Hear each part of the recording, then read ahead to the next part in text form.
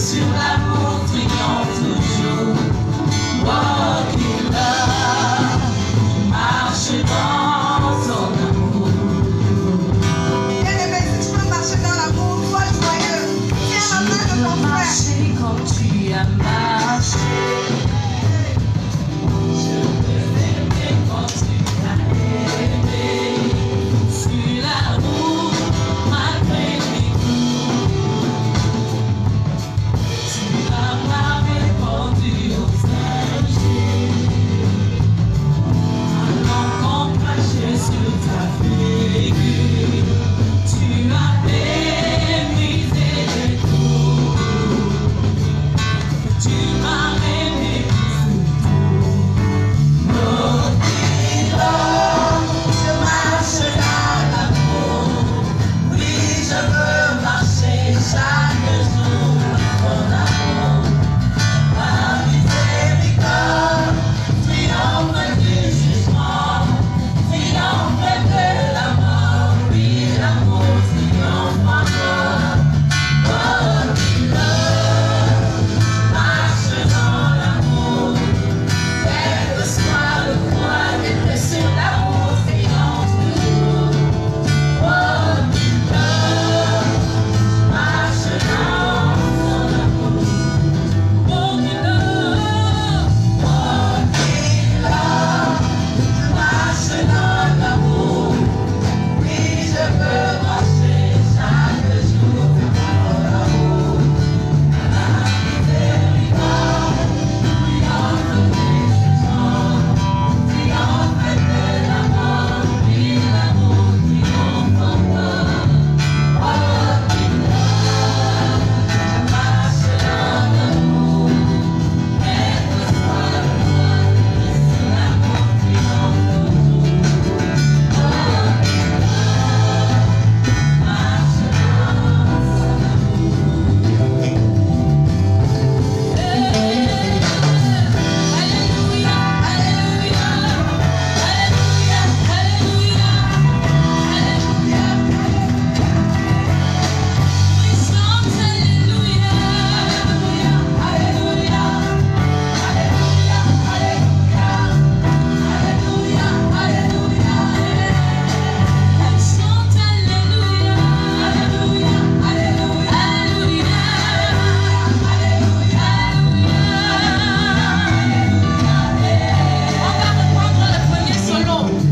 Je veux marcher quand tu as marché.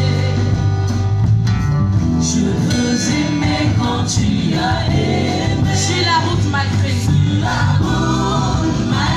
les coups. Tu n'as pas répondu aux injures. Malgré ton trajet sur ta figure. Tu as méprisé les coups. Car tu m'as aimé plus que tout. Walk in love, marche dans l'amour.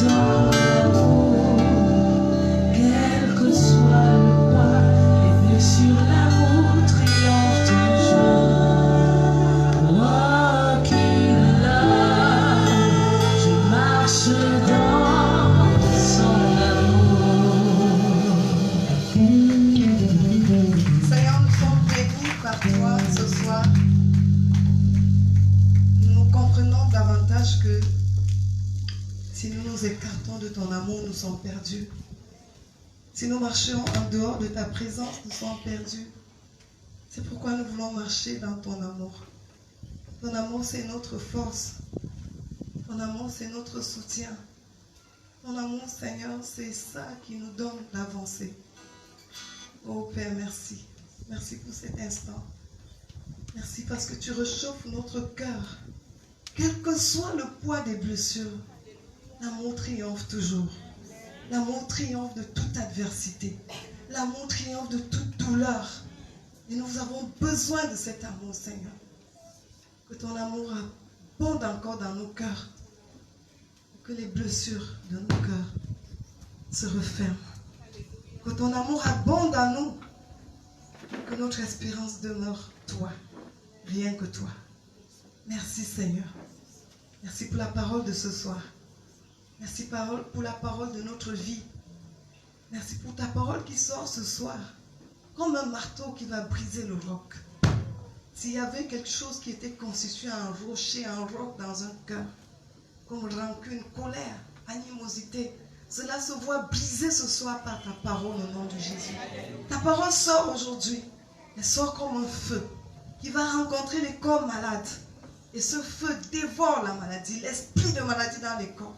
Toute personne qui vient malade ici, par la parole de Dieu, reçoit la guérison au nom de Jésus. Ta parole sort ce soir comme une épée à double tranchant. Parce que c'est ce qu'elle est. Elle va dans les cœurs tranchés. Séparer jointure et moelle, âme et esprit. Toute personne qui vivait sous l'âme abattue, toute personne qui vivait influencée par son âme, maintenant, par la parole de Dieu, elle se voit séparée. Elle vit par l'esprit. Elle vit désormais par l'esprit. Et la vie lui est communiquée par la parole de Dieu. Parce que la parole est esprit et vie. Elle va donner la vie là où il y avait la mort. Elle va amener à la résurrection ce qui était mort dans les corps. Merci pour ta parole, Seigneur. Nous la chérissons, nous la recevons avec joie.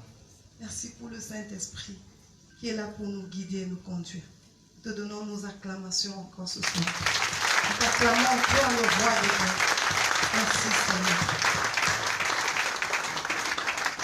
Amen. Wow. Nous continuons ce soir à donner la parole. Le Seigneur nous a donné une instruction. Il nous a dit de vous dire qu'il vous aime. Il y en a qui n'ont pas encore reçu ce message d'amour du Seigneur. Mais il te dit, si tu es venu ici ce soir, sache qu'il t'aime. L'amour qu'il a pour toi est plus grand que tout, est plus fort que tout. Reçois l'amour de Dieu dans ton cœur. Reçois cet amour et sois dans la joie. Et si tu as reçu, communique à ton voisin. Si tu ne connais pas son nom, demande son nom et dis-lui, en appelant par son nom, reçois l'amour de Dieu. Reçois l'amour qui surpasse tout.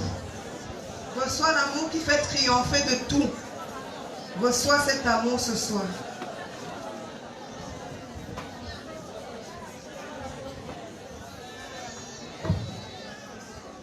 Gloire à Dieu. Voilà. Bonsoir à toute l'assemblée. C'est vraiment un plaisir pour moi et pour nous d'être là encore aujourd'hui pour communiquer de la part du Seigneur. Au mois de janvier, quand on commençait l'année, Dieu nous a dit de le chercher. Cherche Dieu. Ce thème nous a conduits dans tous les détails pendant l'année. Et vraiment, nous avons compris que chercher Dieu, c'était la clé d'une vie chrétienne. Une des clés. Chercher Dieu comme tu cherchais l'argent. Plus que tu cherchais l'argent, il nous dit que le royaume des cieux est comme un trésor qui était caché, enfoui. Quand on l'a trouvé, on ne veut plus s'en séparer. Cherche Dieu comme si tu creusais la terre pour chercher ce trésor.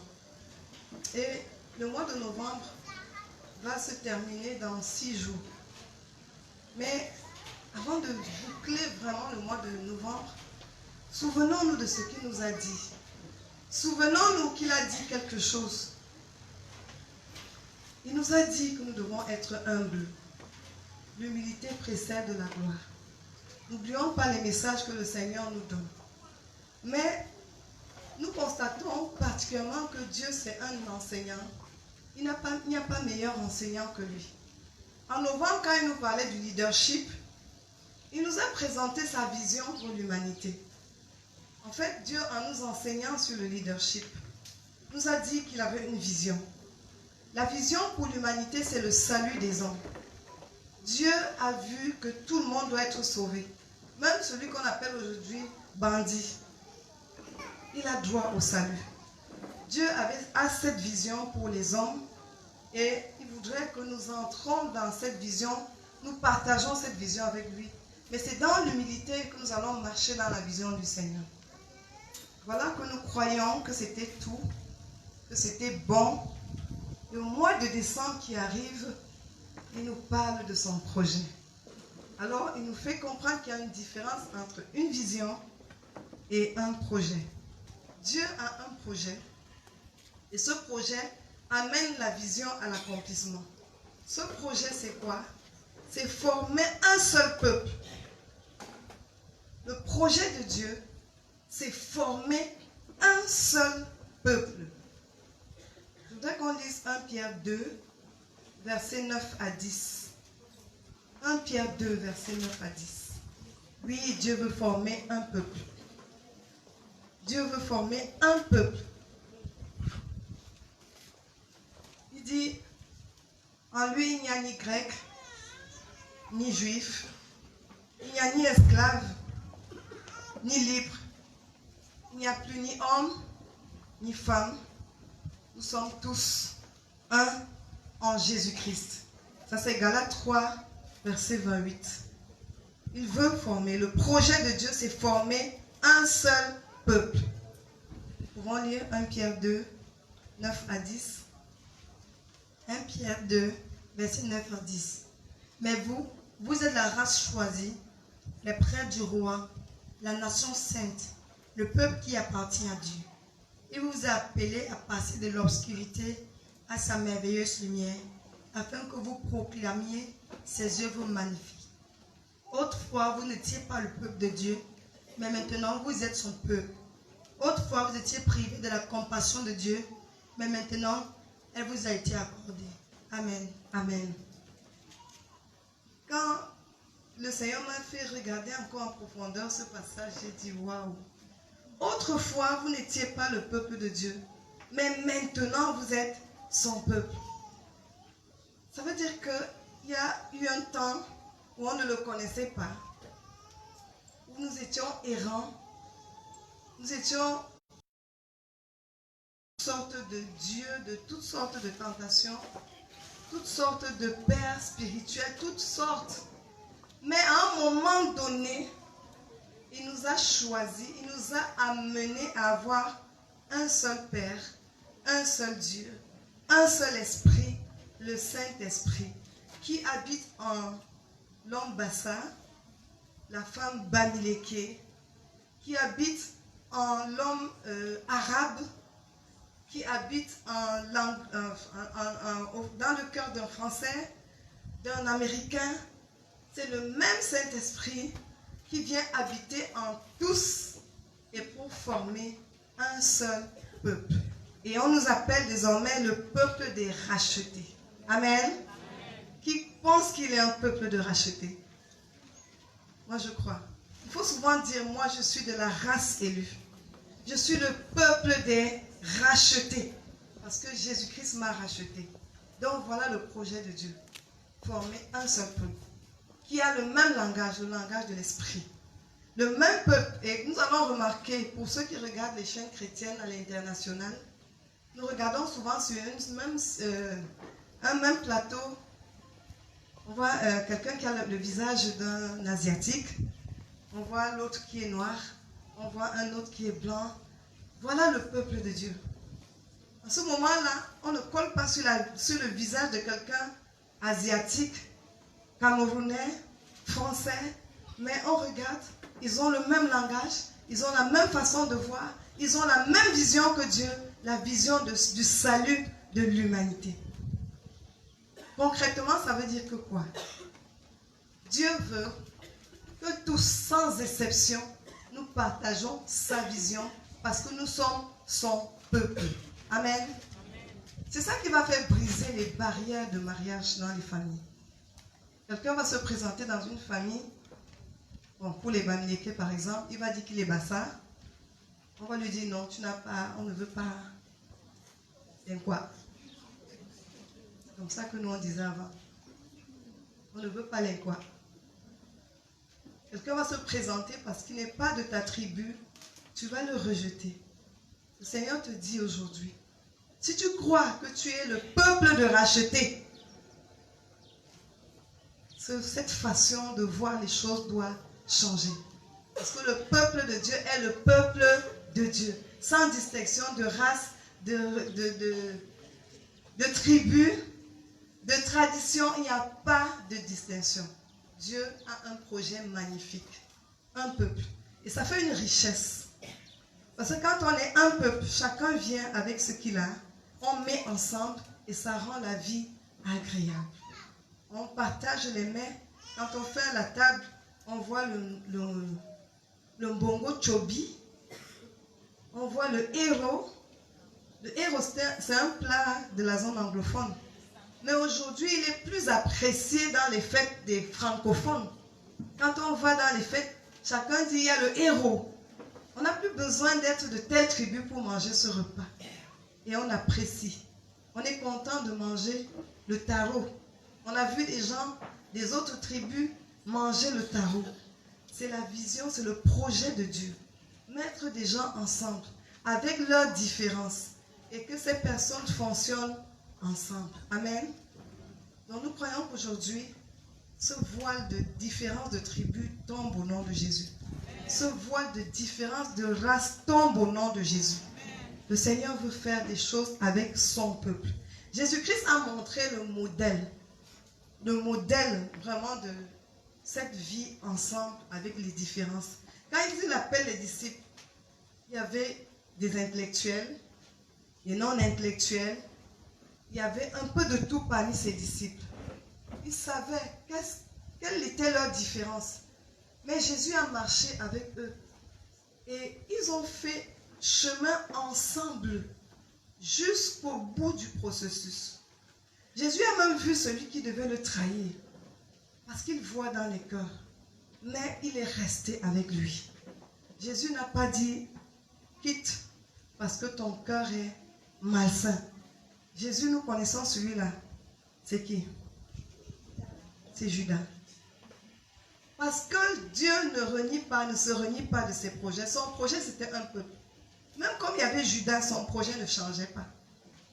Dieu a gardé le projet. Alors c'est ça qui nous fait recevoir le thème de ce mois. Le thème, c'est demeurer ensemble suscite la bénédiction. Pour demeurer ensemble, il faut connaître le projet de Dieu. Le projet de Dieu, c'est que les gens différents se mettent ensemble, font des choses ensemble, demeurent ensemble. Jésus a montré l'exemple. Dieu veut un couple qui commence et qui demeure ensemble. Dieu veut une famille qui commence et qui demeure ensemble. Dieu veut voir des partenaires d'affaires qui commencent des projets ensemble et qui demeurent ensemble. Dieu veut voir des frères en Christ qui commencent ensemble et qui demeurent ensemble. Dieu veut briser les barrières qu'il y a entre les frères chrétiens. Dieu veut briser les barrières qu'il y a entre les dénominations. Dieu veut, comme il a fait dans ce mouvement, rassembler les catholiques, les protestants, les pentecôtistes, les adventistes, je ne sais pas, toutes ces distinctions que les hommes ont mis, on a collé sur les visages des gens. Dieu veut enlever ça, les mettre ensemble pour former un seul peuple. Dieu ne veut plus qu'on se retrouve ensemble et qu'on dise, toi tu es catholique, toi tu es protestant. Non, moi je ne fais rien avec les protestants. Non, je ne fais rien avec les pentecôtistes. Dieu veut que ça cesse. C'est assez. Dieu a formé un seul peuple. Peu importe ce que les hommes sont venus mettre là-dedans, les ajouts, Dieu a formé un seul peuple. Alors, Dieu ne brise cet ensemble que quand les motivations sont mauvaises. Nous allons lire Genèse 11, verset 4. Genèse 11, verset 4.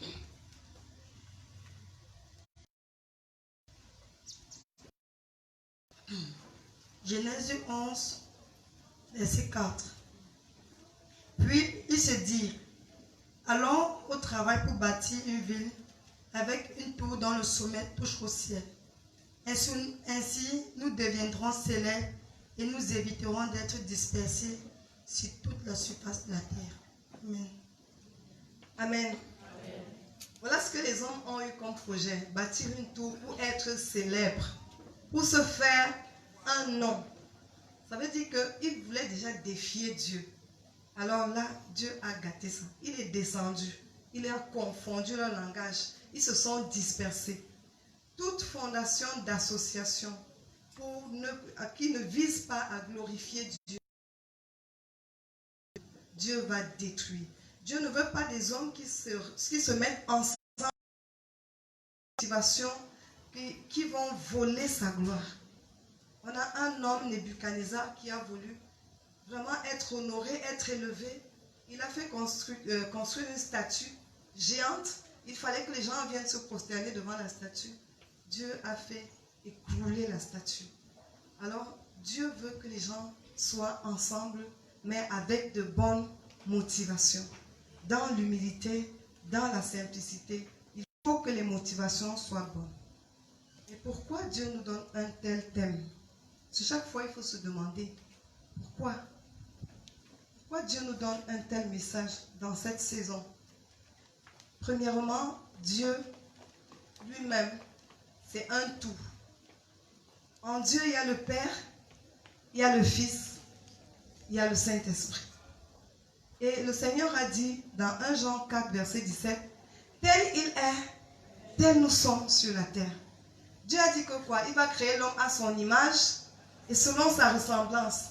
Donc ses plans, ce qu'il a voulu être, c'est ce qu'il veut transférer aux hommes.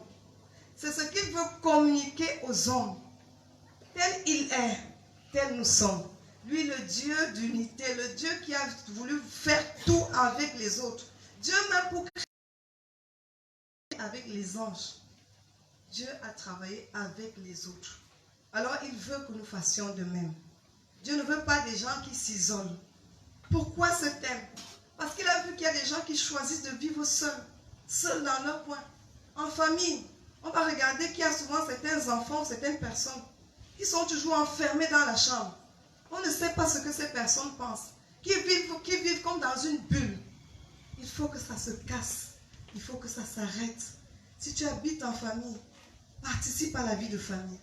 Si tu travailles en entreprise, participe à la vie de l'entreprise. Dieu ne veut pas, surtout son peuple, des enfants de Dieu qui s'isolent. Il y en a qui disent que non, je n'ai même pas besoin d'un encadreur. Et qui commencent à fonctionner seul. Non, je connais déjà la parole de Dieu. À un moment donné, tu vas te casser le nez. Il faut toujours avoir quelqu'un avec qui prier, quelqu'un à qui te référer, quelqu'un avec qui partager.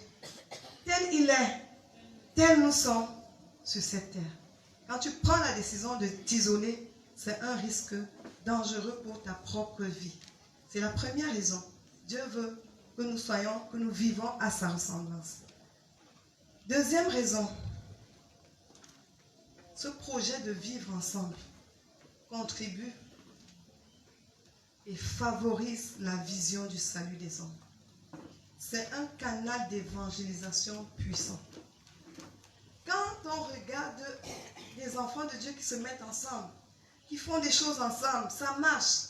De l'autre côté, ceux qui ne croyaient pas que Dieu existe commencent à dire, quand je vois ces gens vivre, moi je veux aussi servir leur Dieu. C'est un outil d'évangélisation. Nous allons remarquer que quand on vient dans un groupe comme celui-ci, on disparaît. On revient 4 ans après. On retrouve les mêmes personnes. On retrouve du moins la plupart des personnes qui étaient là au début, qui continuent à œuvrer ensemble, qui continuent à louer ensemble, qui continuent à adorer ensemble. Qu'est-ce que ça provoque dans le cœur de celui qui était parti? La motivation. il se dit, ah, j'ai perdu. Donc ces gens-là continuent dans la même joie.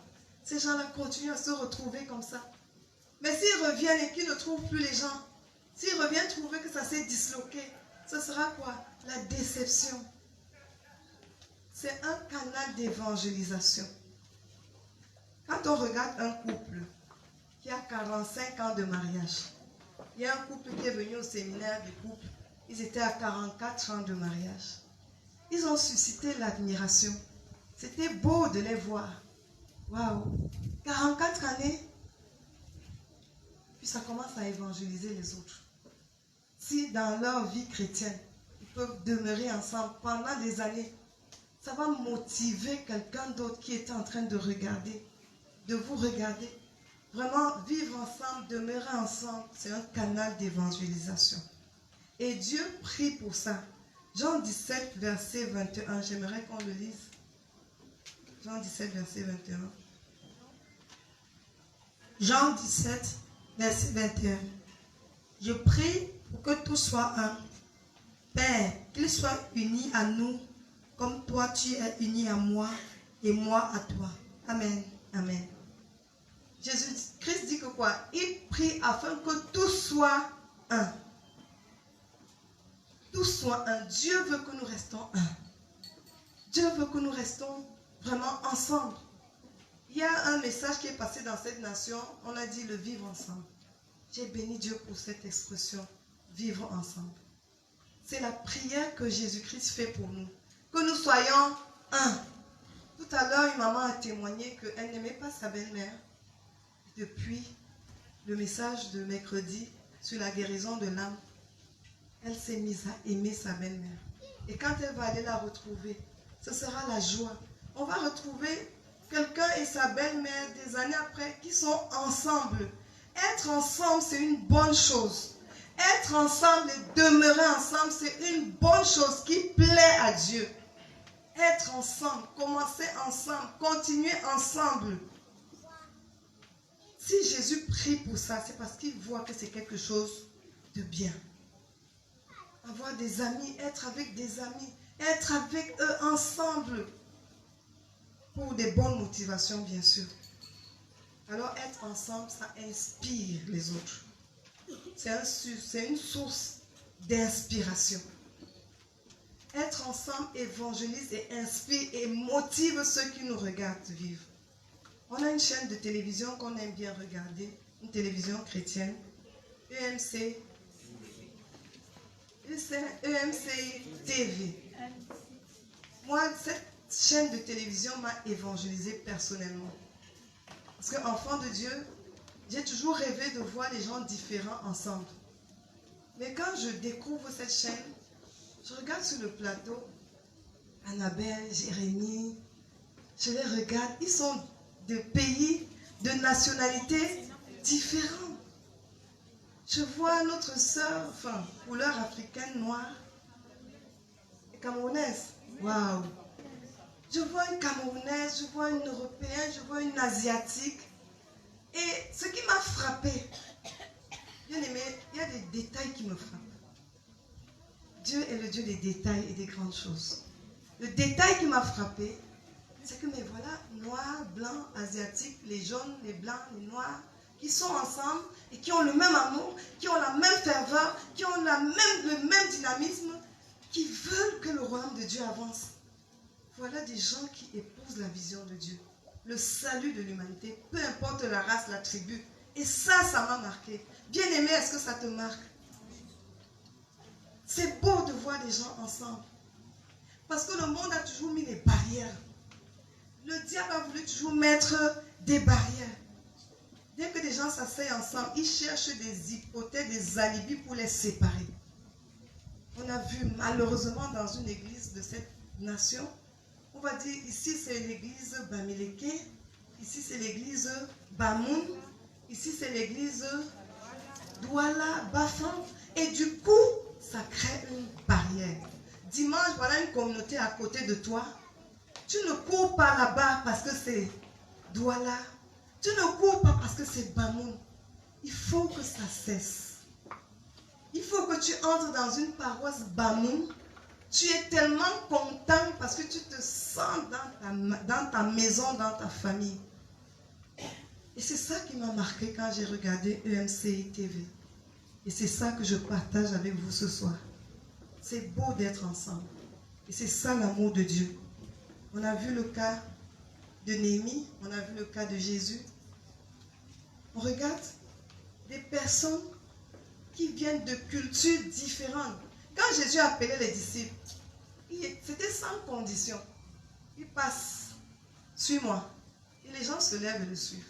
Suis-moi. Il ne voulait pas savoir quel est ton métier, quelle est ta fonction. Il ne voulait pas savoir. Aujourd'hui, quand quelqu'un se présente devant toi, dans ton subconscient, tu veux savoir quelle est sa tribu. Pour que je sache avec qui j'ai affaire. Tu veux savoir, c'est vrai, il faut être curieux. Mais ça ne doit pas être le premier élément qui te motive. Ce que tu dois chercher à savoir, est-ce qu'il partage la même foi que moi? Est-ce que le Saint-Esprit l'a déjà touché? Est-ce qu'il est sauvé? Est-ce qu'il est enfant de Dieu? C'est ça notre motivation. C'est ça le projet de Dieu. C'est ça la vision de Dieu. Former un peuple, un seul peuple. Peu importe les différences. On a vu dans les entreprises, les gens être mal à l'aise. Parce que le collègue, on a déjà catalogué, mon collègue, c'est une tribu méchante. Donc, quel que soit l'âme, dans un jour, il va me proposer la banane et je vais tomber, je vais glisser dessus. Parce qu'il est de telle tribu, je ne veux pas citer le nom. Dès que tu arrives, ton collègue de service c'est telle tribu, tu commences à mettre une barrière. Parce qu'il est de telle tribu, je ne peux rien faire avec lui. Alors que c'est la personne que Dieu a placée dans cette société, peut-être pour être une bénédiction pour toi. Dieu veut que ça change. Dieu veut que les mentalités changent. Est-ce que tu es d'accord avec moi? Est-ce que tu veux que les mentalités changent? La vie avec Dieu, ce n'est pas seulement les bénédictions, les grandes choses que les gens cherchent, mais c'est d'abord dans les petits détails. Les choses que les gens n'aiment pas entendre, les choses sur lesquelles on n'aime pas trop prêcher. Mais c'est ça qui plaît à Dieu. Parce que c'est à partir des détails qu'on forme des grandes choses. Ça part des détails pour arriver aux grandes choses. Demeurer ensemble plaît à Dieu et suscite la bénédiction. Voilà pourquoi il nous a donné ce thème. Il y a une bénédiction pour les gens qui demeurent ensemble. On va lire Acte 2, verset 1. Acte 2, verset 1.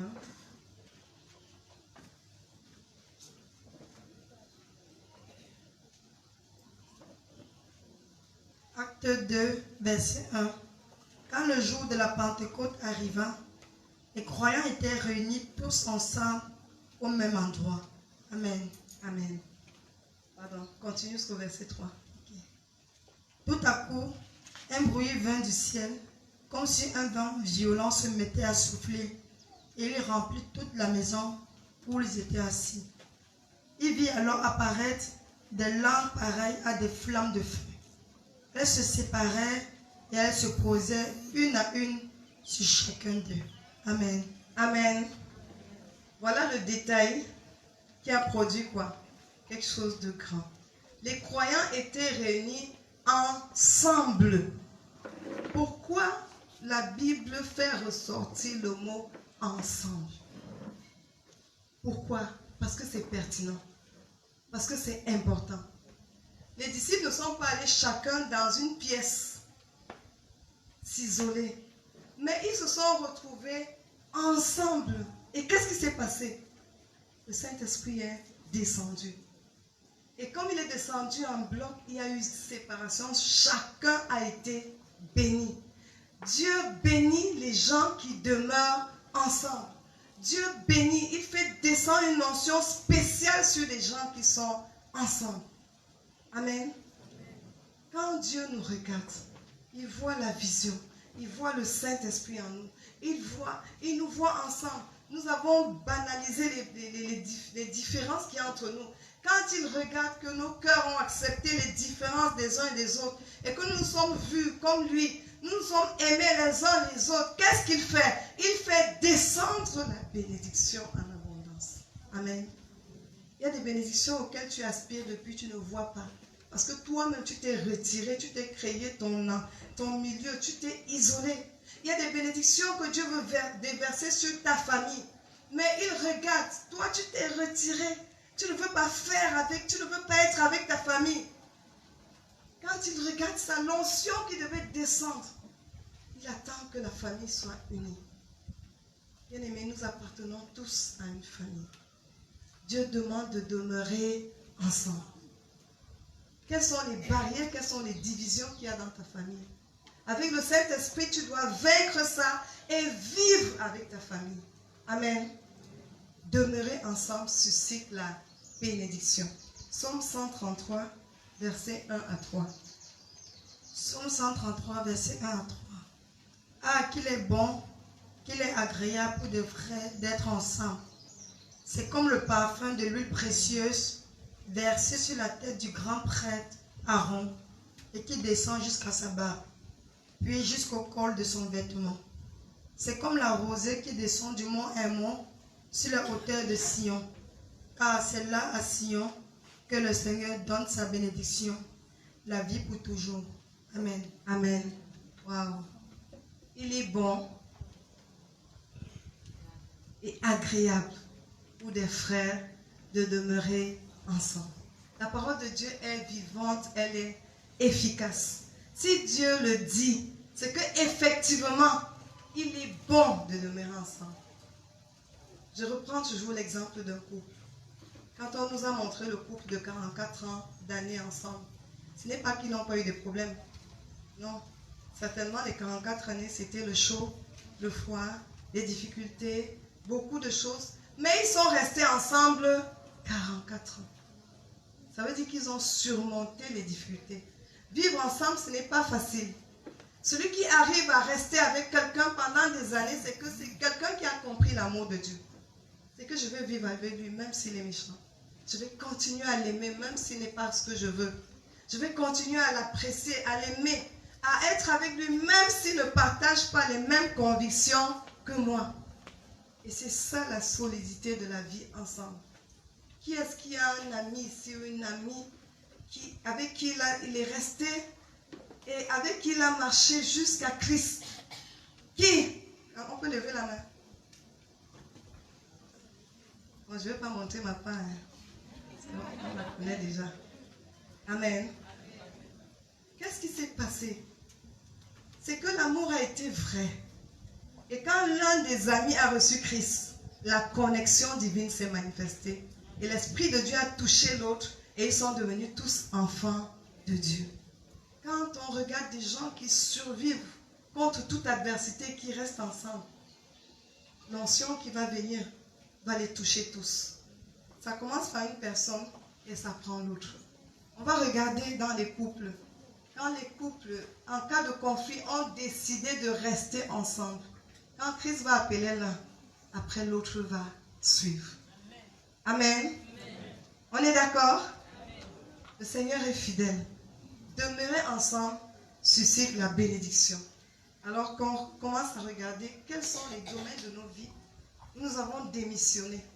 Quels sont les aspects de nos vies où nous n'avons pas supporté de continuer la marche ensemble. En dehors des mauvaises motivations.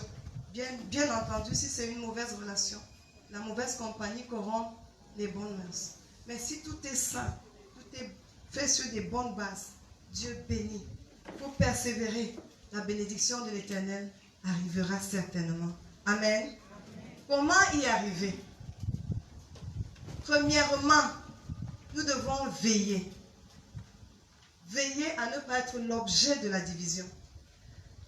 Un des grands combats vraiment du peuple de Dieu, c'est le combat de la division.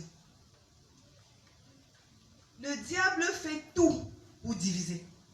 Le diable fait tout pour séparer, surtout quand il voit que c'est bon. Donc nous devons veiller, vraiment veiller à garder les yeux fixés sur Christ pour que la vie ensemble demeure. On va voir vraiment comment le diable fait. La parole de Dieu dit dans 1 Pierre 5, verset 8, que votre adversaire, le diable, rôde comme un lion rugissant, cherchant qui va dévorer. Mais ce que le Seigneur nous a enseigné, c'est que c'est un opportuniste. Il ne peut pas venir dévorer s'il ne trouve pas ce qui lui appartient dans ton cœur. Le diable rôde, mais s'il vient trouver dans ton cœur ce qui lui appartient, convoitise, jalousie, cupidité, mensonge, il va dévorer. Il va commencer par toi, il va t'amener à être vraiment, à avoir un mauvais comportement et il va t'isoler, il va frapper, il va diviser. Le diable fait tout et tout pour séparer ce que Dieu a uni. Son travail, c'est de gâter. Ça, c'est son travail. Mais qu'est-ce qu'il faut faire? Il faut veiller à ce que ton cœur, à ce que mon cœur ne garde rien de ce qui lui appartient. Rien. Il a dit dans Proverbe 4, 23, veille sur ton cœur plus que toute autre chose. Car c'est de là que proviennent les sources de la vie. Ça part de ton cœur. Alors il faut veiller sur son cœur. Il faut faire le tour de son cœur chaque jour. Est-ce qu'il y a une jalousie dans mon cœur? Est-ce qu'il y a un désir de vengeance? Est-ce qu'il y a une convoitise? Est-ce qu'il y a un soupçon? Il faut balayer ça rapidement. Il faut demander au sang de Jésus de purifier ton cœur chaque jour. Si tu ne le fais pas, ces choses qui viennent détruire les relations vont t'envahir. Et ça, tu vas commencer à te séparer de tes frères, te séparer de ton conjoint, te séparer de ta famille. Parce qu'il va voir ce qu'il y a dans ton cœur, il va juste te renforcer. Il ne vient pas créer, mais il vient renforcer, il vient donner le pouvoir à ce qui lui appartient déjà en toi. Mais nous déclarons vraiment que nous sommes éveillés. Nous veillons tous à ce que l'ennemi ne trouve en nous rien pour renforcer cet esprit de division, pour séparer, pour gâter. Le diable, c'est un opportuniste qui ne trouve pas en toi l'opportunité d'affaire au nom de Jésus. Il y a aussi les pensées. Il regarde, quand il voit une mauvaise pensée dans un cœur, il saisit cette mauvaise pensée et il fait accomplir cela. Nous avons parlé vraiment mercredi ici de comment le diable attaque les gens avec les pensées. Le Seigneur veut que tu veilles sur tes pensées. Dès que tu sens que tes pensées sont mauvaises, il faut les effacer. Il faut invoquer le sang de Jésus. Il faut dire arrière de moi, Satan. Les pensées viennent t'envahir et dès que ça t'a envahi, le diable peut te manipuler et t'enlever de ton lieu de bénédiction. Si c'était ton foyer, il va t'enlever de là. Si c'était ton entreprise, il vient t'enlever. Il y a des gens qui démissionnent, on ne comprend pas pourquoi. Du jour au lendemain, ils démissionnent parce qu'il dit qu'on veut le tuer. Parce qu'il dit que dans l'entreprise, il y a un sorcier qui veut le tuer. Alors le diable lui met dans les pensées de peur. Il développe les pensées de peur. Il a tellement peur qu'il quitte l'entreprise. Et pourtant, c'était là où le Seigneur voulait le bénir. C'est pourquoi Dieu nous donne ce thème. Nous devons veiller. Veiller. Et il faut qu'il trouve, quand il rôde pour dérober, pour détruire, il faut qu'il trouve dans notre cœur la parole de Dieu. Il trouve l'amour. Et quand il va trouver la parole de Dieu, il ne va pas nous utiliser. Le diable ne vient pas vraiment t'utiliser quand il trouve l'amour dans ton cœur. Parce que quand il va trouver l'amour, il va trouver la parole de Dieu. Il va trouver Christ enraciné. Il va tourner, il va partir. Mais il va s'arrêter s'il ne le trouve pas. Alors que Christ soit enraciné, fondé en toi, toujours, tous les jours et pour l'éternité au nom de Jésus. Que Christ soit vu dans ton caractère. C'est pourquoi il nous parle de 1 Pierre 2, verset 12. On peut lire 1 Pierre 2, verset 12.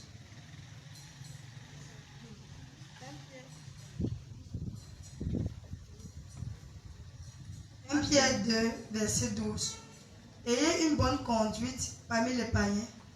Ainsi, même s'ils médisent de vous en vous traitant de malfaiteurs, ils seront obligés de reconnaître vos bonnes actions et de louer Dieu le jour où il viendra. Amen.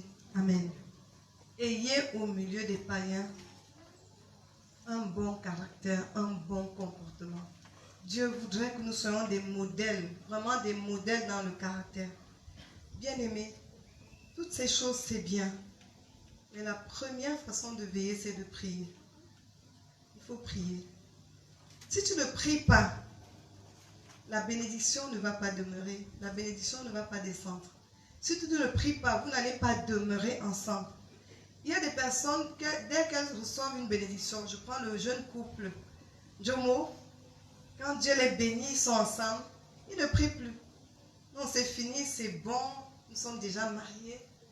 Et je vais te dire une chose. Si tu dors, si tu ne pries pas, le diable va frapper. Si tu ne pries pas, bien-aimé, si tu ne pries pas pour ta famille, vous allez vous séparer sans rien comprendre. Si tu ne pries pas pour ton foyer, la séparation viendra, tu ne comprendras rien. Il y a des gens qui se sont retrouvés dehors, divorcés. Qu'est-ce qui s'est passé? Des gens qui ont sommeillé. Ce n'est pas que la personne est tellement mauvaise. On ne comprend rien. Qu'est-ce qui s'est passé? Quand on va au tribunal, on entend les procès des couples. C'est parfois des histoires qu'on trouve vraiment insensées. Tout simplement parce que les gens n'ont pas veillé dans la prière. Priez pour que l'ennemi se tienne hors de notre portée, hors de notre vie. Oui, nous avons l'Esprit de Dieu, c'est bien, mais il faut prier. Oui, tu marches dans la sanctification, c'est bien, mais il faut prier. Oui, tu es consacré à Dieu, c'est bien, mais il faut prier. Priez sans cesse. 1 Thessaloniciens 5, verset 17. Priez sans cesse. Des fois, l'enfant devient rebelle. Tu ne comprends pas ce qui s'est passé. Il commence à préférer les amis de drogue, d'alcool dehors. Il laisse sa maison. Il laisse, au lieu de rester avec ses parents en famille, il préfère rester dehors. Bien-aimé, si tu ne pries pas, des choses comme ça peuvent t'arriver. Je déclare que ça ne t'arrive pas au nom de Jésus. Mais le Seigneur te dit aujourd'hui, il faut veiller pour demeurer avec tes enfants toute la vie. Veille pour demeurer avec tes frères et sœurs. Veille dans la prière. Le peuple de Dieu s'assoupit beaucoup. C'est comme si la bénédiction endort les gens. Dès qu'on est béni, il y en a qui veulent l'enfant, dès qu'ils ont conçu, l'enfant est né, sommeil. On ne se lève plus pour prier. Et quand tu vas demander, on va dire non. C'est parce que depuis que j'ai accouché, je suis très occupée. Tu as raison. Mais, si tu ne pries pas, il y en a qui disent que non, je suis dans un groupe de prière. On prie là-bas, surtout maintenant qu'il y a les sentinelles. À l'heure de prière, tu mets le pouce et tu dors. Pouce, prier. L'équipe de prière est en marche. Il y a les gens qui mettent des symboles là, militaires. Je suis au poste, mais dans le sommeil. Parce qu'il sait que non, on est dans un groupe. Dans le groupe là, il y a des gens qui prient. Bien aimé, il faut prier. Si tu ne pries pas, nous bénissons le Seigneur parce que le Saint-Esprit est là pour nous montrer ça. Il a montré les gens qui font le pouce et qui sont en train de dormir. Tu te lèves, tu vois le groupe WhatsApp saturé de pouce. Et il y a peut-être une seule personne qui a envie de prier. Bien aimé, c'est chacun pour sa part. Ézéchiel 22, verset 30, Dieu dit quoi? Je cherche un homme. Pourquoi il a dit un homme? Il veut que chacun prie. Je veux un homme qui se tienne à la brèche. Bien aimé, il faut prier. Avant, moi, je croyais que je priais. Et c'est vrai que j'avais beaucoup de difficultés à voir certaines choses s'accomplir. J'avais beaucoup de difficultés, beaucoup de peine. Et c'est le cas de beaucoup d'enfants de Dieu aujourd'hui. Il y a beaucoup de peine à voir les choses se réaliser. Parce qu'on ne prie pas. Mais Dieu nous a bénis dans ce ministère. En donnant, en suscitant les sentinelles. Connecte-toi, 3 heures. Si tu es réveillé à 3 heures, si ton heure même c'est 6 heures. Mais si tu te retrouves réveillé à 3 heures, prie seulement. Si tu es en train de travailler les 15 heures, je ne dis pas d'arrêter de travailler. On peut prier en travaillant. Parle à Dieu. Parle à Dieu. Bénis le Seigneur. L'adoration, contemple-le. Des fois même tu contemples, c'est une prière que tu es en train d'élever. Il faut prier. Si nous ne prions pas dans ce mouvement, si on ne priait pas, je ne sais pas si on serait ici aujourd'hui. Parce que le diable était parti pour gâter cette œuvre. Il était parti pour diviser, pour renverser tout. Mais le Seigneur nous a dit en 2018, tu ne pries pas assez. Et quand il a dit, on a sursauté. Chacun se croyait bishop dans la prière. On savait qu'on priait. Mais là, quand il a dit, on n'avait pas vraiment compris. Et quand il le disait, on était secoués. Maintenant, on s'est levé dans la prière. Le Seigneur nous a dit, ça ne sera plus comme avant. Amen. Alléluia. Ça ne sera plus comme avant. Il y a les enfants de Dieu qui étaient rassemblés dans la première communauté chrétienne. On a attrapé Jacques. Hérode a attrapé Jacques. Il a tué Jacques. Dieu a laissé faire. Dieu laisse souvent les choses faire. Dieu laisse même la mort nous attaquer. Il laisse faire. Dieu pouvait me laisser que le feu brûle ta boutique, ma soeur, ma fille. Il pouvait même laisser pour te transmettre un message. Alors Dieu avait bien transmis le message parce que quand il a fait, quand il a laissé, Jacques a été décapité. C'est dans Acte 12. Qu'est-ce qui s'est passé? Le peuple s'est levé. Quand le peuple s'est levé, Hérode a cru que le terrain était toujours conquis. Il a envoyé saisir Pierre.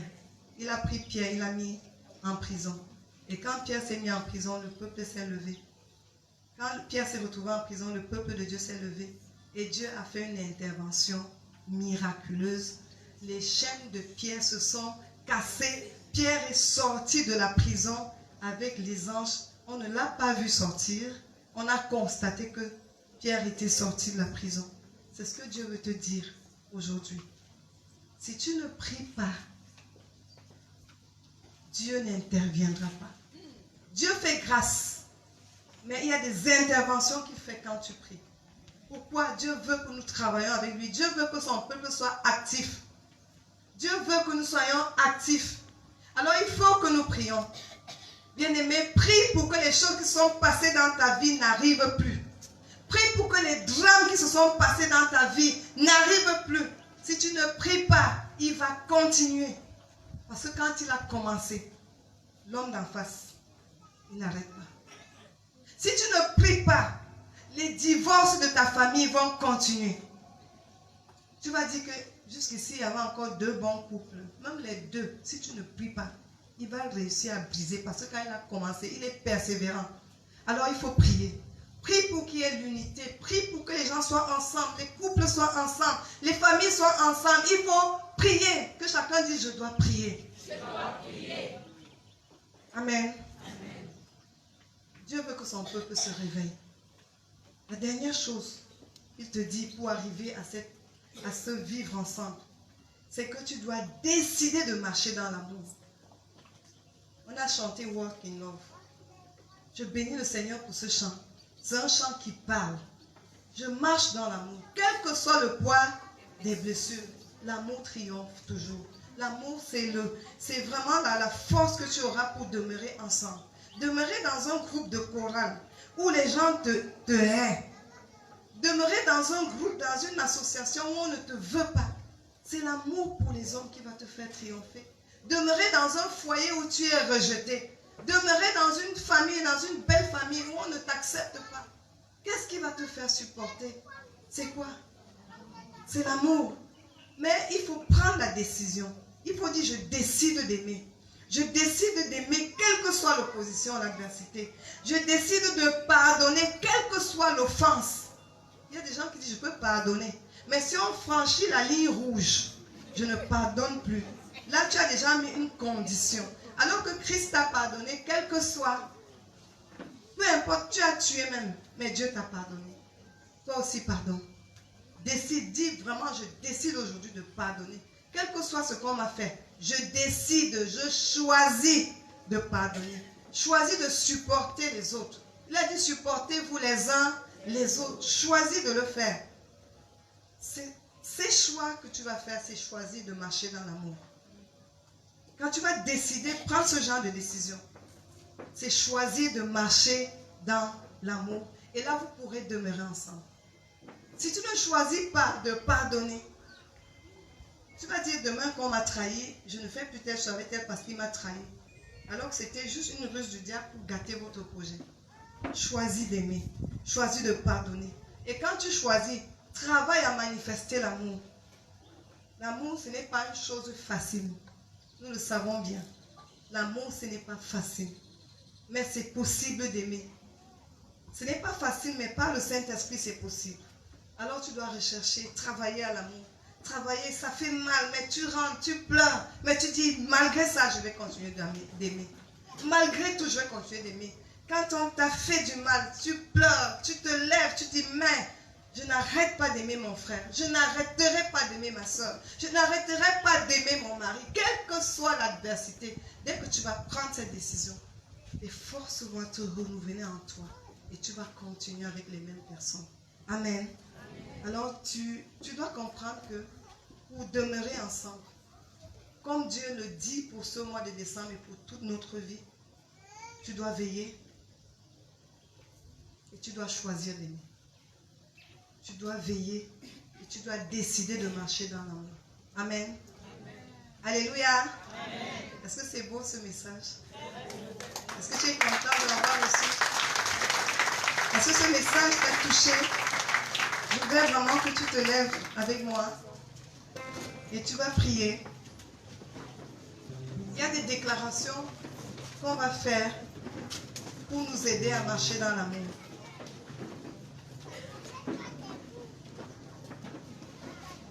Tu vas dire avec moi, si tu es d'accord, tu vas dire avec moi. Je ne suis pas celle ou celui par qui la division arrivera. Je ne suis pas une source amère.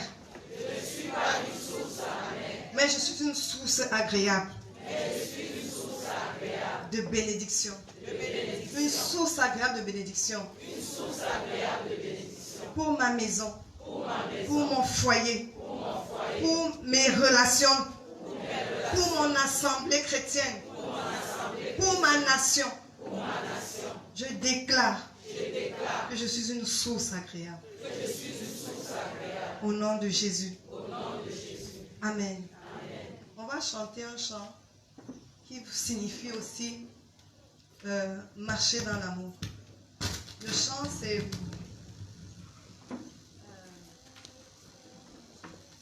nous sommes frères.